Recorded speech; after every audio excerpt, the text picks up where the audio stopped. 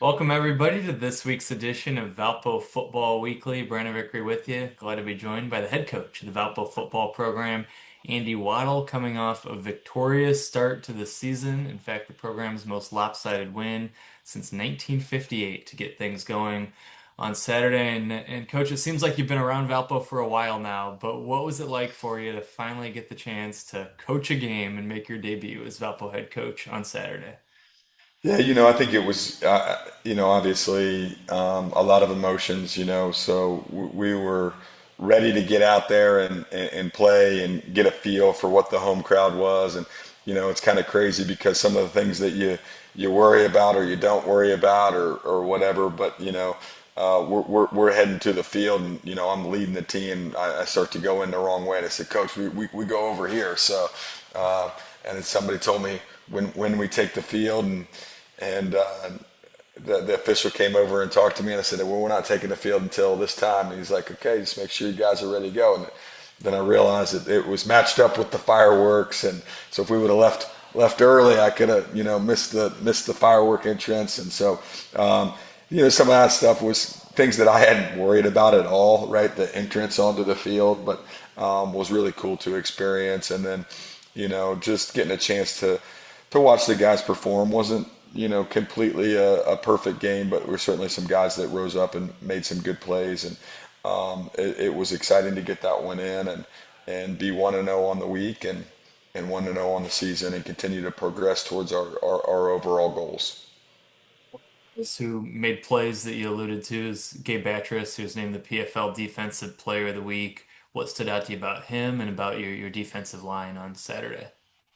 Yeah, so I think Gabe fits well into the scheme that Coach Feltrop wants to do. He's a little bit undersized compared to, maybe some other FCS defensive linemen, but he's also extremely fast. He's got a natural pass rush and bend ability, and with the movement that we do, he was able to cause some problems, especially against some bigger bodies that maybe weren't quite up to the same speed level that he was at. And that won't always work, but in this week when you had the lead and whatnot, and they certainly were pressing from behind, Gabe was able to step up and certainly generate some problems for them and create some plays for us.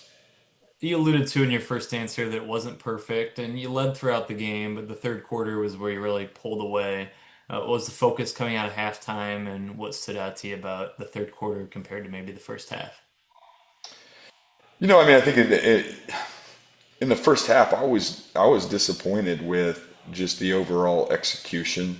And some of those things are hard to emulate in practice reps where you know, we don't rep with the play clock, and even in scrimmages, it's can be different. And but we had a few offsides penalties. We had the delay game. We had a turnover, and we had multiple turnovers, right? Both of our turnovers were in the first half. We had just some mistakes that I'm not accustomed to seeing from a veteran team. And I realize that maybe we aren't a veteran team, but we have to become experienced quickly because we're going to be playing against teams that won't make those mistakes, and we want to make sure that we're not beating ourselves. And I felt like despite the score in the first half, we had mistakes that kept us from scoring more or gave them scoring opportunities or actually directly led to them scoring points. And so we want to clean that up, right? In the third quarter, I think that we were much better. I think our offensive production was better, even though, like, I say we only scored three touchdowns, but we only scored three touchdowns offensively because we were able to score, one defensively and one on special teams in the third quarter to score 35 points in a game. And, I've been a part of a couple teams dating back to, my college playing days where you scored 35 points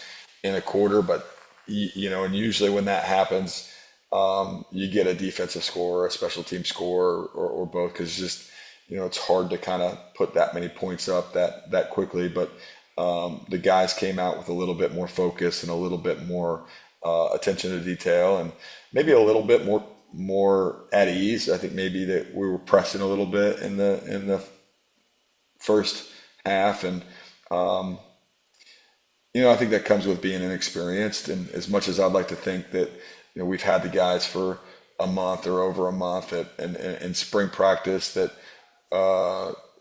we would certainly like to be more experienced than what we showed ourselves. But we'll get better. Quarterback saw time on Saturday. We talked leading into the season about how that QB battle would be ongoing over the course of the early part of the year. What's your assessment of where things stand right now? What do you want to share about the QB competition? Yeah, I think both guys did some good things. Both guys, have some areas that you'd like to see better, whether it's, getting a delay game, or, maybe we miss a motion, a couple times, or, where we're supposed to move guys to get them to the correct side of the play, and we have that designed and they have to be the guy that gets it there. Or if it's coding the run game the right way, or a couple of their throws that were not perfect, or so certainly not perfect. I thought they both though had moments where they made some really good plays, and didn't neither one of them really got the opportunity to push the ball way down the field, a ton. And I think some of that is we had some short fields to work with, and some of it is that we had a lead in the late in the game, and so you're really limited in what you're doing from a throwing standpoint. But both did some good things. Both, though, neither one had a perfect grade, but I think that there are still two young men that are still battling, that have potential to win games for us, somewhat the same way, but also somewhat a different way. So. Let's look ahead. It's always special to play a night game at Brown Field. Adrian will be the opponent on Saturday night. What can you tell us about the opposition? What should we expect from Saturday night's game? Yeah, so I think that Adrian hasn't played a game yet, so we don't have the opportunity to see what they've done yet this year. I know that they have a team that they think is going to be pretty good coming back. They have a transfer quarterback coming in who started at Mount Union last year. I actually got a chance to coach against him. I know he's an elite player for that level, and he's going to be a very, very athletic quarterback that's going to be able to make some things happen with his feet, and he's got a good arm as well. And I know that they think that they have some weapons around him, and they're going to be, I think, a team that presents some different challenges with the number of formations and plays and RPOs and things that they want to go out there and run and execute. And so I think that that's going to present some challenges, along with just getting in and getting a new opponent that again, there's just not a ton of 2025 information on. I think is going to be somewhat of a challenge, but we're excited for the opportunity to be at home again, and get to be in front of the home crowd, and hopefully sell this thing out and have some fun in front of our home fans. Popcorn Fest finale, a 6 p.m. start. Free popcorn at the game, post-game fireworks after the game.